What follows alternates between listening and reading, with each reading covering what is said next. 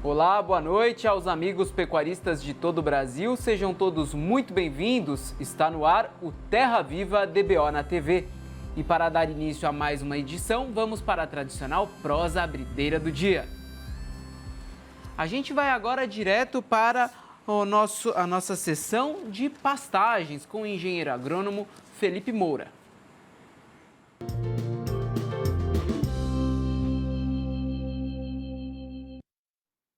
E o assunto de hoje é o uso de espécies diferentes nas mesmas áreas de pastejo. Vamos acompanhar. Muito se tem falado sobre o uso de espécies diferentes nas áreas de pastejo. O objetivo ou o foco que isso tem sido dado é para que então eu use curvas de crescimento dessas forrageiras que podem sim serem diferentes. O problema só é que, como o hábito de crescimento dessas plantas ele é muito distinto, quando elas são muito diferentes entre si, você pode ter agora uma formação de áreas de reboleira e áreas de pasto muito desuniforme. Os animais podem preterir uma planta em detrimento à outra. E isso pode fazer com que essa desuniformidade na sua área seja cada vez mais exacerbada. Plantas de crescimento mais eretas, elas tendem a colocar as folhas mais na porção superior e a densidade forrageira ela é completamente diferente de plantas que têm um hábito de crescimento mais prostrado. A relação entre haste e folha dessas plantas é muito diferente. Essa desuniformidade pode te levar a uma condição de ter que roçar esses pastos. Normalmente se pensa de que o consumo dessa forragem ela vai ser muito mais relacionada àquilo que você quer que permaneça na sua área, mas não necessariamente é isso que acontece. Os animais passam a consumir aquela forrageira que muitas das vezes é a planta que vai sumir da área e vai se prevalecer aquela que eles não pastejaram no momento de maior crescimento. Então existem muitos estudos hoje em dia que começaram a tentar entender o comportamento de plantas forrageiras distintas na mesma área. Porém, esses estudos ainda estão relacionados mais como que a parte biológica dessas forrageiras está se comportando. É claro que existem muitas coisas que possam evoluir com relação a isso. Um paralelo a esse tipo de objetivo são os campos nativos, por exemplo, da porção sul do país. Porém, existe uma diferença muito grande, porque nesses campos você às vezes passa a ter mais de 50 espécies de plantas forrageiras por metro quadrado. E isso acontece porque essas forrageiras elas têm ondas de produção distintas, plantas de primavera, verão, outono e inverno. E é por isso que elas convivem melhor. Sem contar, e normalmente a massa forrageira é menor do que plantas de clima tropical. Então existe muito caminho ainda a ser percorrido e a tendência é de que você usar plantas de espécie com hábitos muito parecidos possa ser um caminho mais apropriado para usar mais espécies na mesma área. Mas é muito importante que essa relação seja entendida. E o outro componente que deve ser adicionado é a capacidade de suporte relacionada à pressão de pastejo. Quanto menor a capacidade de seletividade dos animais, existe a chance de manutenção de um equilíbrio maior entre as plantas. Mas isso precisa ser cada vez mais estudado, aplicado e entendido. E agora vamos para Uberaba, onde está sendo realizada a Expo Zebu 2025. A repórter Flávia Marques tem as novidades. Vamos conferir. Expo Zebu 2025 trazendo o melhor em inovações, melhoramento genético e muitas novidades para os pecuaristas que têm a oportunidade de visitar a feira aqui em Uberaba, Minas Gerais. Sobre esse assunto eu converso agora então com o Henrique Barbosa Wupper, que é coordenador de serviços técnicos da Zoetis. Henrique, muito obrigada pela sua participação. A Zoetis, que é líder global em saúde animal, tem investido fortemente em tecnologias que promovem a sustentabilidade no setor. Conta mais pra gente sobre a participação de vocês aqui na Expo Zebu 2025 e quais as novidades que vocês estão trazendo para os pecuaristas. Joia. Muito bem, obrigado pela oportunidade, pelo espaço. Mais um ano aqui participando da Expo Zebu, 90ª edição. 9 décadas de história no melhoramento genético das raças zebuínas. E mais uma vez a Zoetis aqui presente. Primeiramente para prestigiar os nossos clientes que estão aqui presentes na feira. A gente acompanha toda essa evolução do melhoramento genético das raças, tanto Nelore, tanto Girolando, né, e outras do perfil zebuíno, e isso traz para a gente muita gratificação porque é um evento relacionado estritamente a essas raças, né? A Zoetis, né, com seu grande portfólio e sempre trazendo inovação, a gente prioriza aí sempre animais que têm um bom desempenho, boa eficiência produtiva e, claro, né, a sustentabilidade como nosso eixo principal. Isso aí envolvendo o uso menor de antibióticos, poluindo menos o ambiente e também, né, a gente tem dentro do nosso portfólio a tecnologia genética a nosso favor, que no caso é o Clarified. Aqui, né, na feira a gente tem o destaque o Clarified Nelore 4.0, que traz avaliação, né, genotípica de 31 características mapeadas já e testadas com alta acuracidade e que permite que a gente preveja de animais jovens o quanto eles vão desempenhar no futuro, trazendo boas características, né, de peso, de desmama, até de eficiência reprodutiva, eficiência alimentar e também qualidade de carcaça. Então, junto dessa ideia, a Zoetis aqui, né, dentro da Expo Zebu, nesse ano de 2025, vem fazer parte com os nossos clientes dessa história, né, e agregar cada vez mais com animais mais eficientes, mais geneticamente, né, sustentáveis e, claro, né, trazendo todo esse portfólio e essa riqueza que a Zoetis traz mundialmente, né? Sem dúvidas, e isso tudo que você citou promove o bem-estar animal e, claro, o aumento de produtividade e rentabilidade nas propriedades. Claro, com certeza.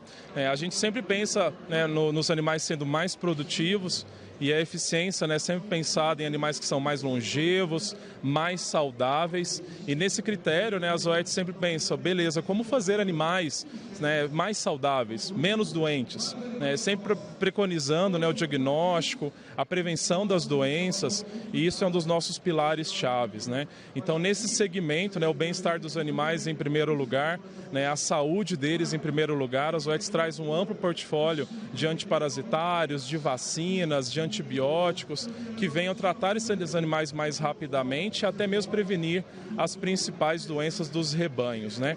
E, claro, a genética sempre, né, num eixo forte, aliado nessa prevenção e nesse diagnóstico, porque a gente consegue diagnosticar quais são os animais que vão adoecer menos, ser mais longevos dentro do rebanho. Então, nessa ideia, a Zoetis traz aí o eixo do bem-estar e da sustentabilidade. Importantíssimo, e principalmente para o Brasil, né, que tem o seu papel estratégico na economia mundial, né, o comércio mundial, e o Brasil é referência nesse sentido. Exatamente, Flávio. Então, a gente tem, né, também pensado, e a importância disso, né, claro, o mercado brasileiro é extremamente forte, não só nacional, como internacionalmente falando. E a nossa prioridade sempre é acelerar, né, a produção, né, de proteína de origem animal, não só leite como também carne.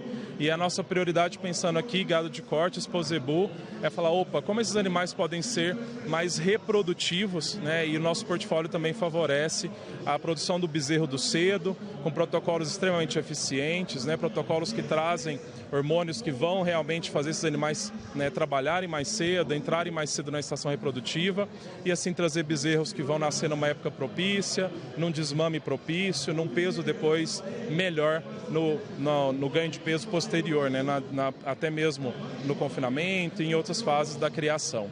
Então, pensando nessa ideia, né, o Brasil sendo líder no mercado de exportação, no mercado, né, mundial, até mesmo segundo, né, em número de cabeças, mais de 230 milhões de cabeças. A gente teve um avanço tremendo aí na utilização de ATF. De 2020 para cá, a gente subiu em 17%, né? Então, isso colabora demais para cada vez as biotécnicas estejam aliadas ao campo, trazendo esses animais, né, mais cedo para o jogo. E, claro, né, a biotecnologia a nosso favor, não só, né, protocolos, hormônios e também as vacinas, contribuindo para menos doenças reprodutivas e mais bezerro no pé da vaca. Henrique, muito obrigada pela sua participação aqui hoje, viu, pela sua entrevista. E a Exposebu 2025 é isso, é atualizando os pecuaristas de todo o Brasil e também do mundo que tem a oportunidade de visitar a feira e conhecer todas as tendências, tecnologia, sustentabilidade e ver como o nosso Brasil é referência na pecuária de corte e de leite. Eu volto com você no estúdio. Obrigado, Flávia. Parabéns a toda a equipe da Zoetis pelo trabalho na Exposebu. E olha, você que está nos assistindo, aguarde que logo mais tem novidades aqui com Terra Viva DBO na TV e a Zoetis. Nosso programa vai agora para um rápido intervalo. Não saia daí. Impresso ou digital? Se você quer o melhor conteúdo para a pecuária, fique com os dois. Tenha sempre seus exemplares da DBO à disposição, no escritório, na caminhonete ou ao alcance de seus colaboradores na fazenda. DBO é fonte de conhecimento, reportagens de campo, matérias, artigos e análises de mercado. Entre lá na nossa loja no portal DBO e faça sua assinatura impressa e digital ou só digital. Os últimos dias do mês de maio foram marcados por uma forte pressão de baixa no mercado pecuário, que derrubou os preços do boi gordo nas principais praças de negociação do Brasil. Enquanto isso, a demanda no mercado internacional segue a todo vapor e os números dos embarques da proteína brasileira seguem subindo. Diante dessa situação, a gente faz questão de cumprir o nosso papel de manter a amiga pecuarista muito bem informada. Para isso, convidamos o zootecnista Felipe Fabre, que é analista de mercado da Scott Consultoria, para sanar todas as nossas dúvidas. Fala, Felipe, boa noite, meu amigo. Obrigado por participar conosco mais uma vez. Boa noite, Isaac. O prazer é nosso por estar aqui representando o time da Scott Consultoria e por estar esclarecendo um pouco desse mercado para o pessoal que está nos acompanhando em casa. Obrigado. E vamos lá, que hoje tem bastante assunto para a gente conversar, né? O que explica essa pressão de baixa nas cotações nos últimos dias no mercado do boi gordo? Isaac, nós temos alguns fatores que colaboram para a gente entender esse movimento, tá? No começo do mês, a gente até divulgou um material onde a gente já esperava uma segunda quinzena um pouco mais pressionada. É a questão do outono pressionando em termos de oferta já o mercado do boi gordo. Esse é um dos fatores. A gente viu um outono entrando, claro que o pessoal que está em casa pode falar, puxa, mas na minha região está chovendo ainda. Sim, mas nós tivemos um período no primeiro trimestre, onde houve déficit de precipitação na maior parte das praças produtoras. Então, essas chuvas elas ainda não estão sendo suficientes, digamos assim, para manter o vigor de pastagem. Então, a entrada do outono pressionando, as escalas de abate elas conseguiram alongar um pouco mais. Outro fator, e aqui na nossa percepção muito mais importante, a primeira quinzena foi marcada pela tarifação do Donald Trump no mercado pecuário, né? Não só no mercado pecuário, mas, enfim, aquele movimento de tarifação levou o comprador internacional a buscar mais a proteína brasileira. China chegou a pagar em determinado momento 6.000 a 6.200 dólares a tonelada da nossa carne.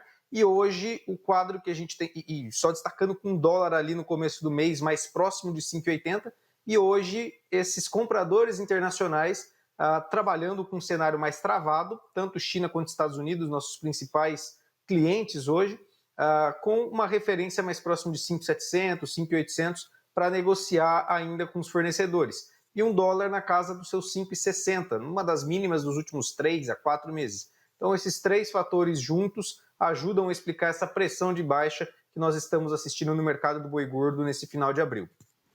Ô Felipe, e há algum sinal de que a indústria frigorífica esteja menos ativa nas compras? Tem sim, Isaac. A gente tem assistido principalmente essas escalas mais alongadas sendo um dos fatores. Em São Paulo, por exemplo, nós tínhamos indústrias trabalhando com 8 dias de escala, hoje já atuam aí com 13 dias. Tivemos compradores depois do feriado, né, daquele feriado prolongado, fora das compras até praticamente metade da semana, né? Então, o mercado esteve mais desaquecido pós-feriado ou menos demandado, dado essa conjuntura que eu acabei de citar de exportação um pouco mais desaquecida, o mercado interno que também acabou cambaleando, não teve o desempenho esperado pela indústria pós-feriadão, e essa oferta que chegou mais confortável para frigoríficos ao longo dessa segunda quinzena. Então, Foi uma dinâmica que, na nossa interpretação, tirou um pouco o comprador das compras. Hoje, quando a gente liga no frigorífico, a gente vê o pessoal já bem escalado, isso falando de São Paulo, mas em outras regiões também as escalas avançaram. Ô Felipe, eu falei aqui antes da nossa conversa que as exportações têm registrado números positivos. Por que isso não está ajudando a sustentar os preços? Destaque que a gente tem que dar, tá, Isaac? Eu citei aqui a questão de preços na questão de exportação. A gente chegou a um preço que há muito tempo nós não vimos essa referência de 6.200. Posso dizer aí que até cerca de 2 anos atrás o mercado internacional chegou a pagar isso e fazia um bom tempo que o mercado brasileiro não via essa referência. Tá? A exportação ela está muito bem nesse começo de ano. Na nossa visão tem sido inclusive uma das válvulas de sustentação para a arroba do boi gordo, que teve recorde de produção em janeiro, fevereiro e março, considerando os dados de abate CIF, mas também teve recorde de exportação. Então, o volume exportado até março aumentou 11%, foi o melhor primeiro trimestre da história, e em abril, os dados parciais apontam aí para 30% de crescimento na comparação anual. Mais de 210 mil toneladas tendo sido exportadas. Ou seja, em termos de volume, a exportação está indo muito bem. O preço também, a gente tem que destacar que melhorou, mas com esse dólar um pouco mais fraco e essa referência de preços abaixo do que acontecia no começo do mês, o mercado conseguiu colocar uma certa pressão baixista para a cotação da arroba do boi gordo. Mas não que a exportação despencou, que está tendo um péssimo desempenho, muito pelo contrário, tem sido, inclusive, na nossa visão, o que tem sustentado a arroba do boi gordo nesse primeiro quadrimestre do ano. Rapidamente, nesse momento, então, é melhor negociar o gado ou segurar um pouco mais? É um ponto importante, tá? Para quem tem gado pronto, nossa indicação seria tentar comercializar nesse começo de maio. E quem tiver a possibilidade de prolongar um pouquinho, segundo semestre seria um bom momento de venda. Por que digo isso? No histórico dos últimos 15 anos, a arroba do boi gordo, o preço médio dela em maio, em relação ao mês de abril, só subiu em um ano, que foi 2017, 2 meses após a Operação Carne Fraca, então foi um mercado um pouco diferente à época. Então, o histórico de preços para a cotação da arroba do boi gordo, considerando a safra do capim, é de pressão de baixa no mês de maio. Então, a tendência é que, ao longo do mês, principalmente passada essa primeira quinzena, a comercialização ela venha mais depreciada. Quem tiver boiada já pronta e tiver a opção de vender agora, precisar liberar a pastagem para poder entrar com boiada mais jovem, começo do mês vai ser um momento, na nossa visão, com preços mais firmes do que o final do mês. Eu tenho a opção de segurar um pouco mais, eu tenho a possibilidade de aguardar por preços melhores, levando aí com uma suplementação, talvez até o segundo semestre. Ok, mercado futuro tem indicado a partir de julho referências melhores do que no primeiro semestre, do que agora no mês de maio o mercado futuro tem indicado. Então, seria uma estratégia pensando em curtíssimo prazo e um pouco mais para o médio prazo para o pecuarista que está nos acompanhando. Felipe, para a gente encerrar, o consumidor brasileiro viu o preço da carne subir no balcão do açougue. Esse aumento pode ser justificado pelo crescimento das exportações? Olha, em parte a gente pode falar que sim, tá? Não totalmente, pelo fato de que a exportação brasileira de carne bovina, ela representa cerca de 30% a 35% do volume de carne produzida no país. Mas o fato de nós termos tido um movimento de exportação relevante nesse primeiro quadrimestre sustentou a cotação da carcaça bovina, isso no mercado atacadista com osso, e também os preços da carne bovina sem osso no mercado atacadista. Então, foi uma conjuntura que colaborou para que os preços ao longo da cadeia produtiva não cedessem, né, em função dessa demanda mais aquecida pelo mercado internacional. Porém, nós temos que destacar mais uma vez que essa produção hoje ela é suficiente para atender tanto exportação quanto o mercado interno, e o que aconteceu majoritariamente é que o preço das outras proteínas também subiu, fazendo com que o preço do boi não tivesse espaço para ceder. Nós tivemos recentemente uma crise atrelada ao preço do ovo. Nós temos um preço do frango e do suíno também em alta nesse primeiro quadrimestre. Então, com isso, o preço teve parcialmente atrelado aí à exportação, um fator que sustentou a sua cotação ao consumidor brasileiro, mas não foi a exportação quem causou isso. A gente tem que destacar isso para o pessoal que tá acompanhando nós aí de casa. Obrigado, Felipe. Acho que a dúvida foi sanada. Muito importante a gente ouvir essa sua explicação. Quero agradecer mais uma vez a sua participação aqui no Terra Viva DBO na TV e até a próxima. Nós é quem agradecemos. Até a próxima, Isaac. Um forte abraço a todos. Abraço. E no próximo bloco, o fechamento do mercado do boi gordo em todo o país. O Terra Viva DBO na TV volta já. Como anda a sua saúde?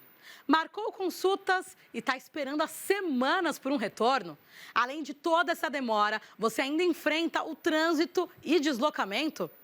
E se a sua saúde pudesse estar na palma da sua mão sem sair de casa?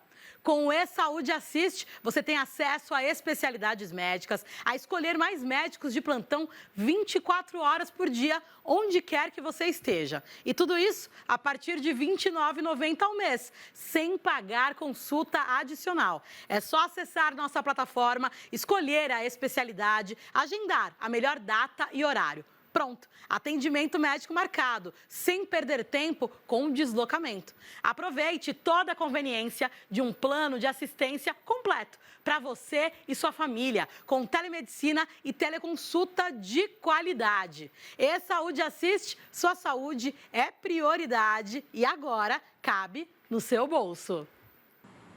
Vamos saber como fechou o mercado do boi gordo nesta quarta-feira.